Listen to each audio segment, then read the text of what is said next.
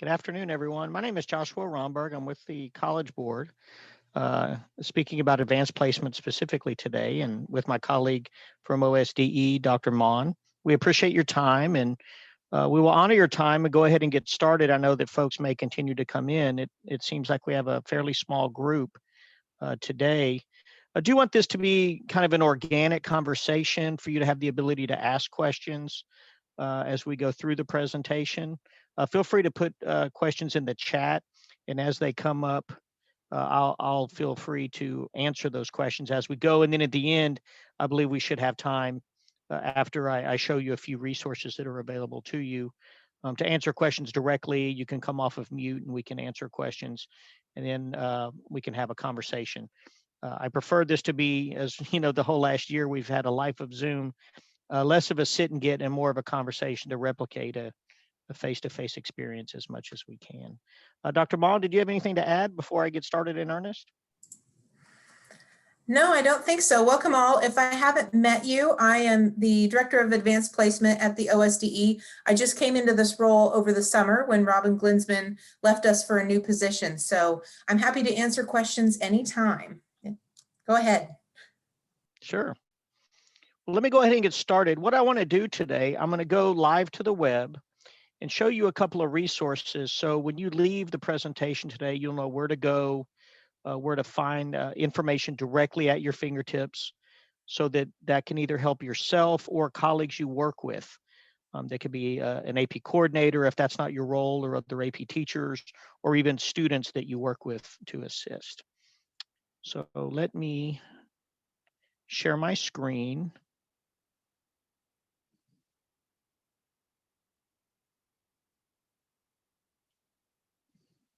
And is my screen viewable now? Thank you. So what we have here, and if you haven't been on this website, this is kind of a central hub of where everything is located for AP on the web. This is called AP Central. So you have everything here regarding implementation plans. You have here at the top here on this kind of ribbon, if you will, you can always go home. That's where we are now. And if we scroll down, you'll notice there's some quick links. Obviously, go to updates. There are a lot of updates. Obviously, we're in COVID right now. What are the updates for this year? How is implementation different? How we're providing the AP exams different this year? We have a lot of resources for you to get to the latest information, and it's always posted on this central hub, if you will. Just a quick reminder for you, this coming Friday is the deadline to order AP exams. So if you are the AP coordinator, to go ahead and order all the exams for your students by this Friday. And if you're not the AP coordinator, to remind your colleagues that do fit that role to make sure all the exams are ordered. Another reminder, there is no unused test fee this year. So if students, you order the exam for them and they do not show up for the exam, or they do not take it for whatever reason, there is no cost for that. So either the student is not out any money, the local campus or district, and even OSDE for that matter, with a fee waiver eligible students, are not due any monies for missing an exam. So there is no penalty. So we highly encourage you to order exams for all of the students that are taking AP. Encourage them to take the exam, and for whatever reason, if they do not show up, there is no penalty. There are articles, there are featured articles on this hub for AP coordinators, for AP teachers. Also, we direct folks to all of the resources that are available, and I'll get into that momentarily, as well as different kind of awards that are available as well.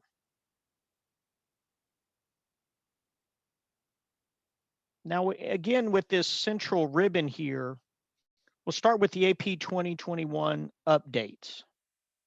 We have an entire page, if you will, dedicated to the updates this year. We know we're in a pandemic. We've had to change the way. Obviously, a lot of folks are either in person, they're hybrid, or they're all virtual. And those different models look different. So we have resources for the different models that are out there. We now have a digital testing guide that was just released last Tuesday, so 1 week ago, for digital testing and what that'll look like this coming May.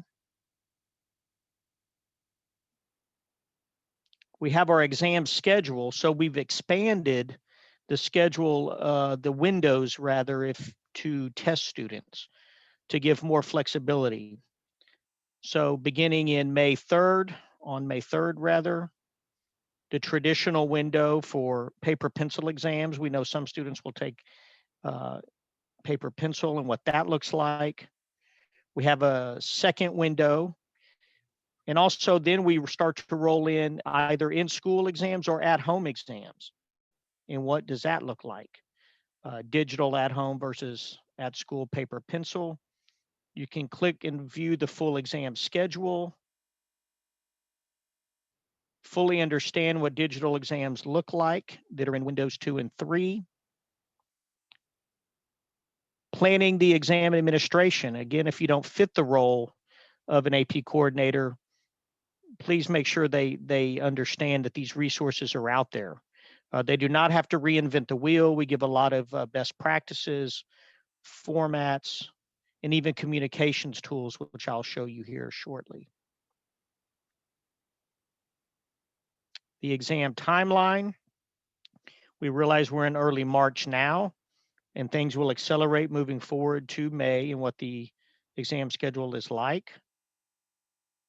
Helping students get online and what they'll need to do depending on if they're taking a paper pencil exam and or a digital exam. Instructional resources that are available. All of our guides and resources are here. So I'll click View All Guides. And then they're here available for download. Some are PDFs and some are PowerPoint presentations. We have an overview guide. What I would like to show you is a communications toolkit, which is available here. And let me toggle over to the PowerPoint to bring it up.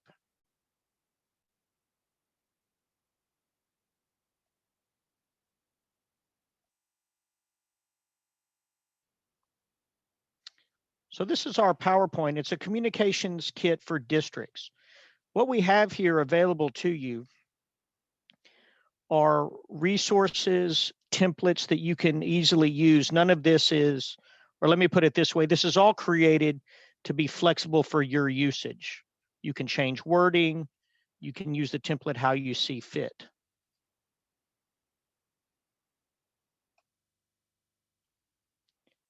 So we have, starting in February, we have all of these information that became available at that point. So we have presentations and planning resources that are available. And all of the links on the screen, on these slides rather, are direct links where you can click and go directly to the resource. We have email templates, for example, from your district leadership, if someone wanted to send that out, or from you all in the counseling department directly, or from teachers themselves, that emails could go to parents, could go to students to help walk folks through what the process is. We have voicemail or text reminders if you want to work in that mode, to send a voicemail out or send a text message out to student for reminders. We know that those are very powerful. And then we have social media posts if you use those platforms. So as you scroll through, you'll notice that there are individual slides dedicated to each one of these. I believe this presentation itself is 33 slides long. We have images that you could use. We have overviews within the links that are all embedded. And then you can use these resources how you see fit. But I want you to have a takeaway today of something you can actively use. I understand you're not going to go through this all just on the screen with me today, but after the presentation, you'll know where to go in AP Central, what to click, and then you have the resources available at your fingertips. This is an example of one of the email templates where you could simply copy and paste, put in the direct contact information, and that could be sent out or blasted out to whoever your intended audience is.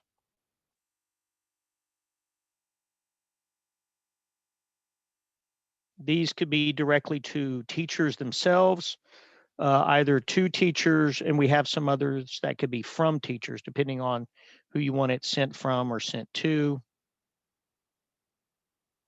Technology folks, if they're going to assist managing the technology behind a digital exam and what that looks like. There are some requirements. Social media posts and what they look like and templates you can use. So at this point, I'll stop briefly and just to see if there were any questions in the chat or anything that I can answer directly and take a moment for that. Joshua, no questions at this time, but a good shout out to say that there is an AP Coordinators Network group on Facebook that has been a great help to others. Wonderful. Wonderful. And please feel free to, obviously they probably already know about a lot of these resources, but use the links to these resources. They're all public facing and we want them to be maximized among groups wherever possible. Now, at this point, I'll toggle back to the website directly.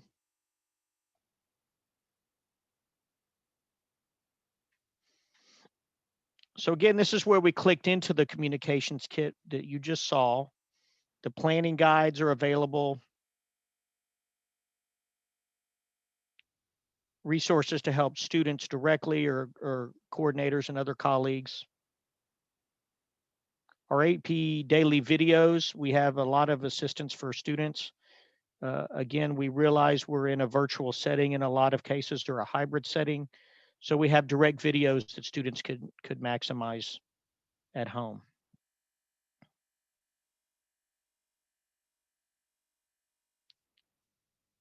And then the 2021 updates rather.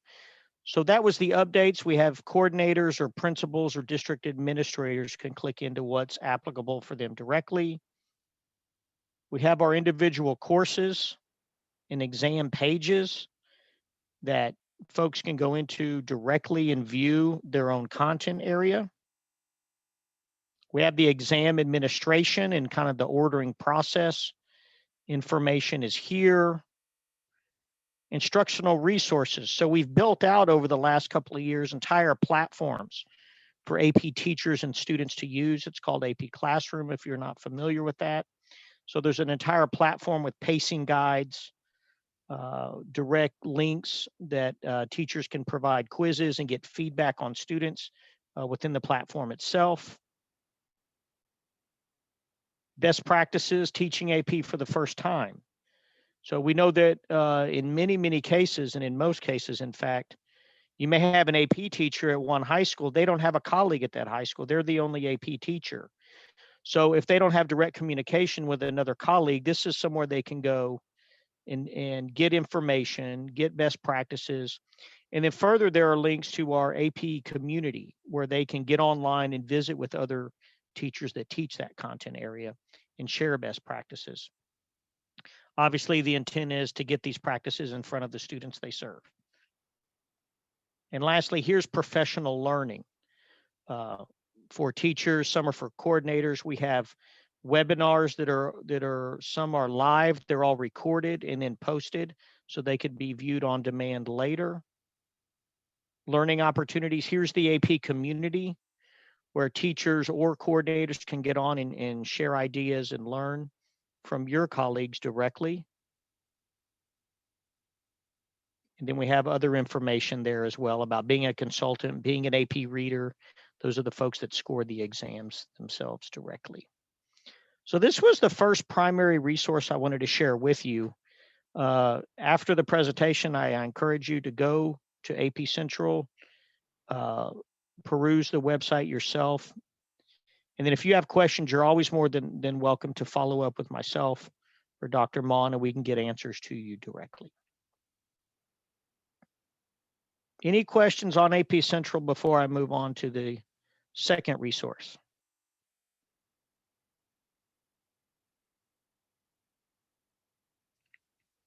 Okay.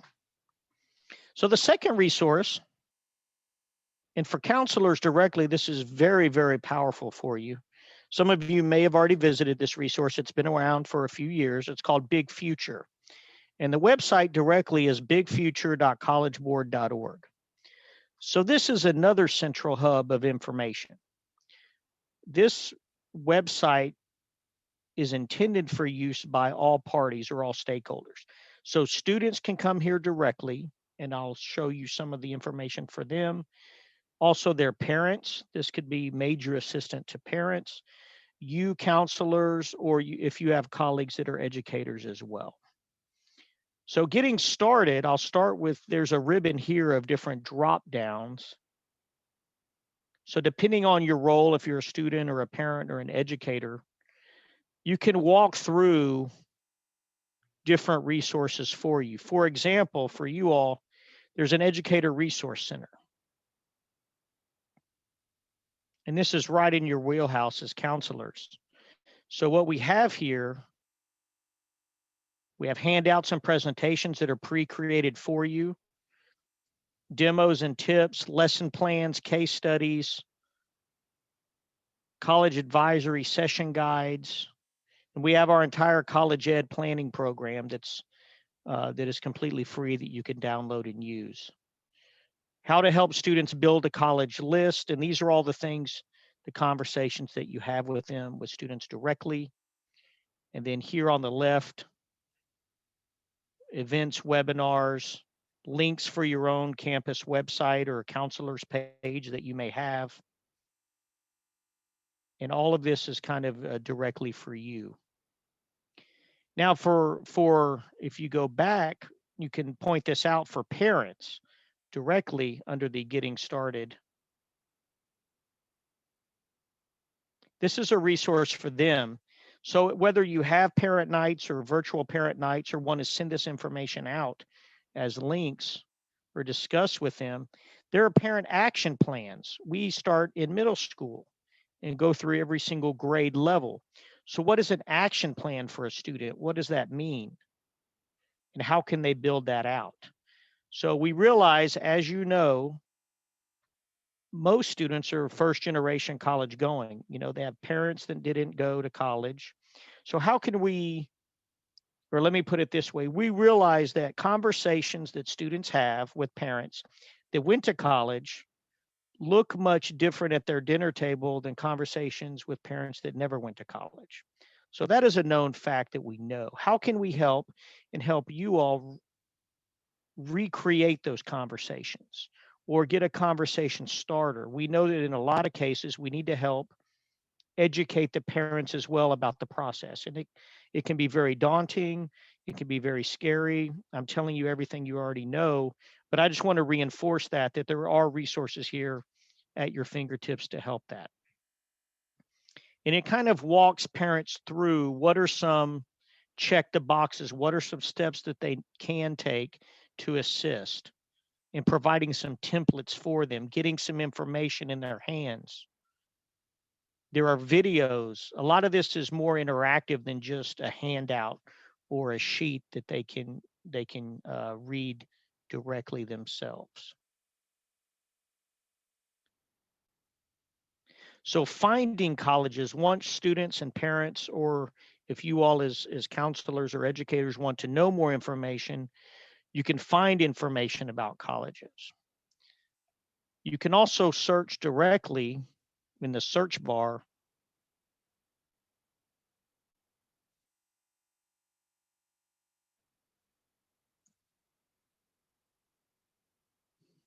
So if I wanted to look for Oklahoma State University, we have a website or an entry here to almost every single institution in the country.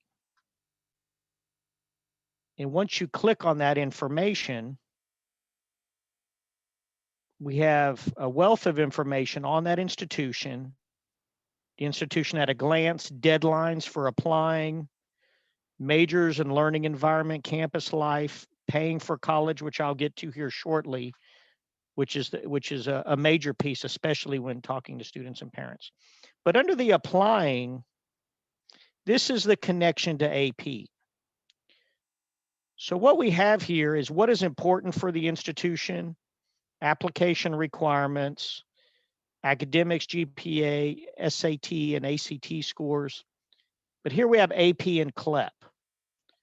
So under AP, what we have is the AP credit policy for all AP exams are here. What is the minimum score required to give credit? What's the equivalent course? And some of these institutions give quite a bit of credit depending on what the content area is. For example, chemistry, if they got a 4 on the chemistry exam, they get 9 hours of credit, 2 different courses. Some give 12. Some of those are in the foreign languages.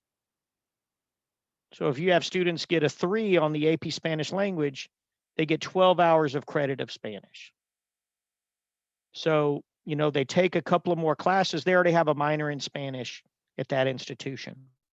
So I wanted you to see the power of this because with respect to AP, this makes it more real for students and or their parents when you're talking about driving students to have the AP experience. There is another calculator on the website of how much money they can save if they took an AP course, passed the exam, and got credit. There's a calculator for that as well. So a very powerful resource. Exploring careers. We have a link here to our career finder, which is our partnership with Road Trip Nation, which the bulk of this actual site is free. Students can use to take a background check of what their interests are. Then you can help assist them to tie what their interests are into what their career may be, what their college major may be. And what this kind of goes down to is raising the college going culture. We want you to and assist you to have these conversations, which we know you all have on an ongoing basis. So this drop-down menu here is paying for college. So we have a lot of information on financial aid, calculators for calculating the cost of college and breaking that down and what does it look like, links to grants and scholarships, paying your share or what that looks like and why the cost is what it is, financial aid awards, loans, and then the individual calculators themselves. So we know as educators, and you all are experts in this field, there are differences between financial aid, grants, scholarships, and loans. But what these tools can do is help you walk students and their parents through what those differences are. What are the positives? What are the negatives? And how to manage and use these tools to their best of their abilities. And then we go back to the getting in. You saw this on the individual Oklahoma State site, for example. But what is the process for applying? What are their records? What about testing, essays, interviews? And then finally, you all walking them through and assisting them to make a decision. So, you know, we could spend hours on this website. It's really at length. It's a central hub. But I wanted you to at least after today's presentation, when I'm no longer on your Zoom screen, to know that you can go to Big Future, you can look around and you can take some pieces. This is all for your use. It's completely free. And, you know, we want you to have 2 major takeaways today with AP Central and then the Big Future website itself. So with that, and I realize I'm, you know, completely early and ending, but I would rather take some time, you know, to have more of an organic conversation with you all on the call. Do you want me to show you something directly? Do you have questions? You know, I'm here to answer your questions at this point. And feel free to unmute your mic if you want to just have a quick conversation, voice to voice. I missed exactly what you clicked on to get to what the score, like if they scored a 3 on the chemistry, it was equivalent to, I missed that last click, I think. Yes. Okay. Good question. So when you go into the search tab here, I search for example, Oklahoma State University. So every university in the country has kind of a main screen, which is here. And you get a lot of information on the institution, contact information. But the little ribbon here on the left, these are the direct links. And you click to the applying. And that'll give, if they want to apply to that institution, some information on that. So under the applying section, there's a ribbon here, and AP is one of the notes there. I missed the applying part. That's what I Yes. missed. And then we have their AP credit policy. And we know there's a credit policy in the state of Oklahoma for state institutions at least. So, but you can search any institution you want and look at that. So there are, for example, I know there are institutions in the country, students at Spanish language, if they get a 5, they're given 18 hours of credit. So they walk into college with a minor in Spanish given to them. So the power of something like that, you know, and the likelihood of that student actually graduating from college and not dropping out after Christmas of the first semester is significantly higher. And we know one of the things that you all are trying to do is make sure students don't just apply to college, don't just get in, but they actually graduate from college at some point. So this is a powerful tool. Any other questions?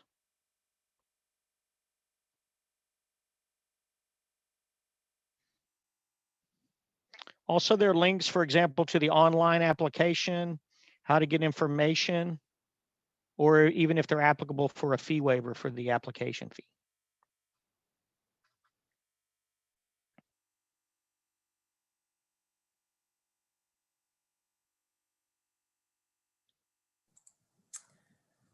I'll switch gears for just a moment.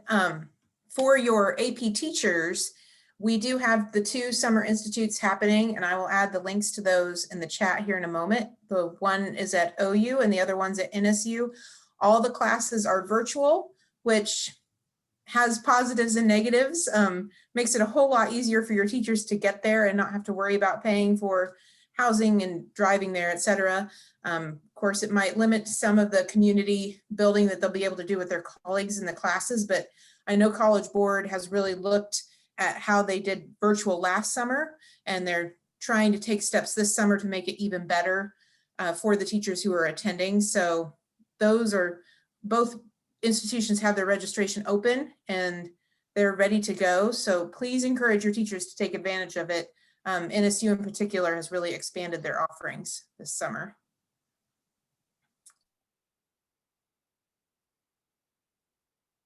And if you're not an AP teacher yourself, highly encourage AP teachers to attend an AP Summer Institute. It is some of the best professional development that they can receive directly from master teachers in the content area. Either the consultants are either professors in that content area, master teachers themselves, and most of them have been AP readers, the folks that grade the exams. So they'll get a lot of insight.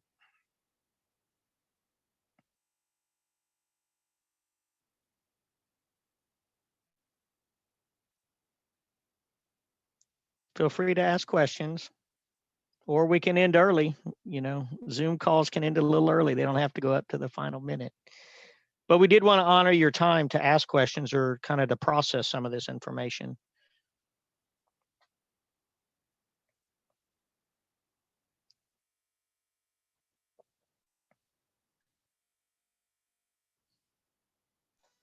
Joshua, do you happen to have a contact slide? So in case they need to get a hold of you? I don't. That's a good question. Let me see what I can do about typing that up. Let me work on that and I will put it up here in 1 second. Good reminder for a best practice that I should do from now on.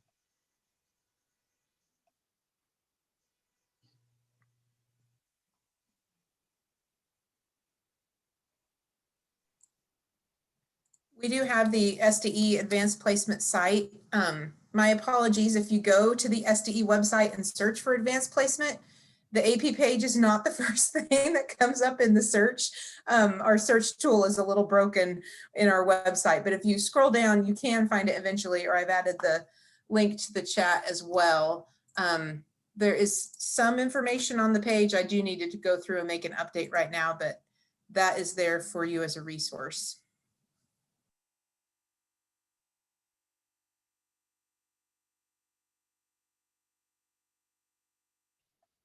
And if you give me just one moment, I'll have something up for you. And while Joshua is doing that, if you have any additional questions, again, feel free to unmute your mics. We'd love to hear your voices today, or you can input them into the chat.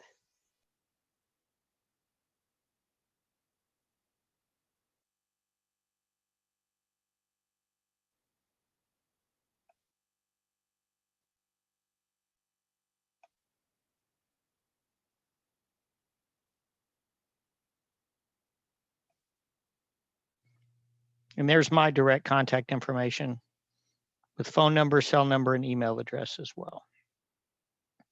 Next time I'll be a little more prepared with that. Oh, you're good. You were very quick with that. Joshua, we do have another question. Sure. The question is, they're interested to know how many already offer at least 4 AP courses at your schools. Question maybe for the audience and yourself. So let me take that. So the question is, how many schools offer 4 AP courses? Yes, at least 4 AP courses right now at their schools. Dr. Mon, do you know that information across the state? I do not know that off the top of my head. I do know just in general, I know that, the state is working and they have policies in place to build to that, in out years, in a few years, to have every campus, every high school campus offer at least 4 AP courses at the campus.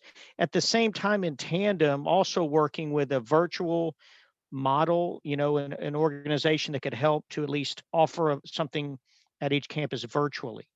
So we know that's becoming an emphasis in the state. We also know that it's not necessarily an easy thing to necessarily have a new teacher or someone with that expertise, but my understanding is the state is working to help fulfill that policy with a virtual offerings, with the virtual group in the state where students could take that. And, out of all of the negative experiences we've gone through this last year, one of the real positives is this has significantly moved us forward as an organization, as education in general, to use virtual models, to use Zoom like we're doing now, to have students learn in a virtual setting or have that possibility out there, especially as we know so many campuses and so many students live in a rural environment with, not the same resources as a major urban setting. So those opportunities should be available to you. And if Dr. Mon, if you want to mention anything else about that. Yeah, there's a question in the chat about when the 4 courses will be implemented by. That's the 24-25 school year. Yeah. So we have some time.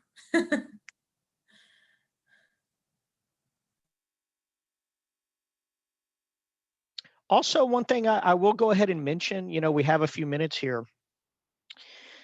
There is a relationship between the PSAT as an assessment and AP.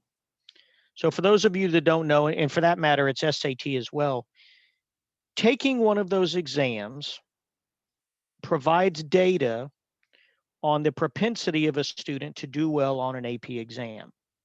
We have a program and a platform called AP Potential, where you can see which students you have at your campus have a propensity to score 3 or higher on which AP exam. And you can search those students by name. Now, to get that data, they would need to take the exam, either the PSAT or the SAT, or if they're in 8th or 9th grade, the PSAT 8-9. So there is some relationship from taking those exams to finding or directing a pipeline of students into AP. Just wanted to throw that out there if you didn't already know that AP Potential is available. Do we have access to that AP Potential if we're an AP coordinator? In fact, that's a good question. We'll go straight to the web here. and I'll show you where to access that if you don't already have access, how to do that.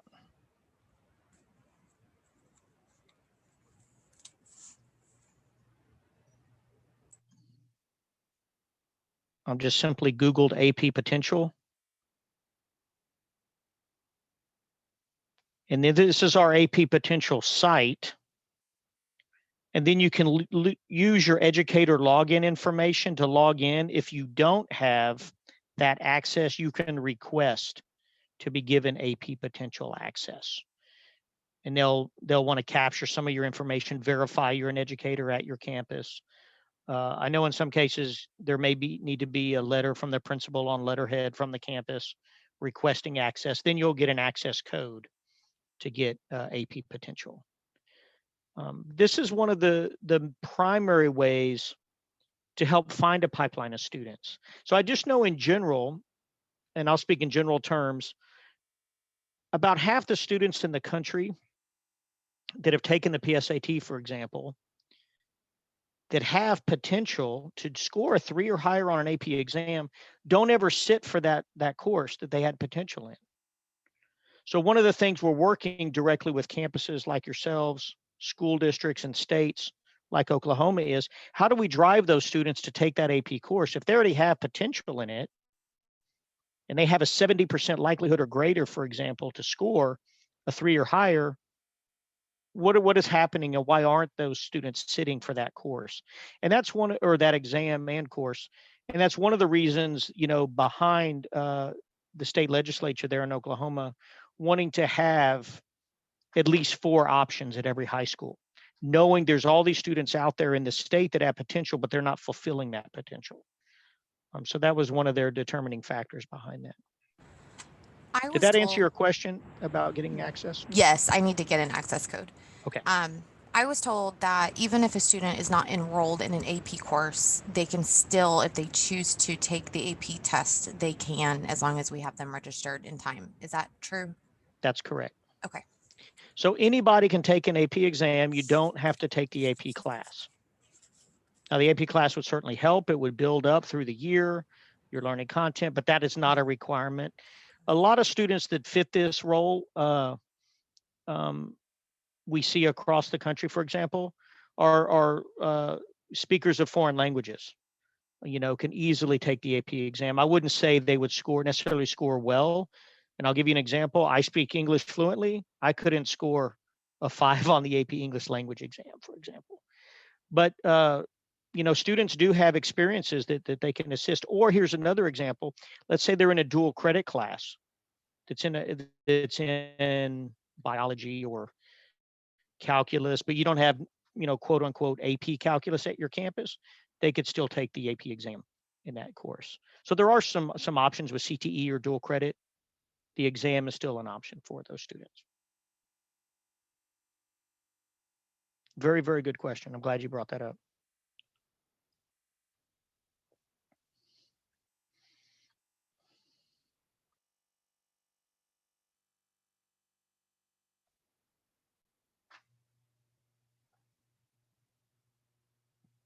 And there are other states, I'll just throw this out, that have stacked classes.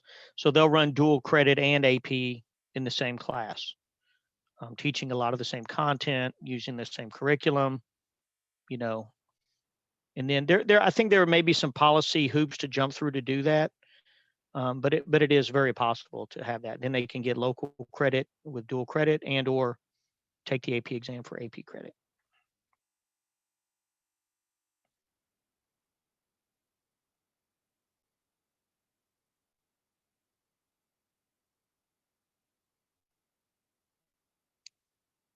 Anything else?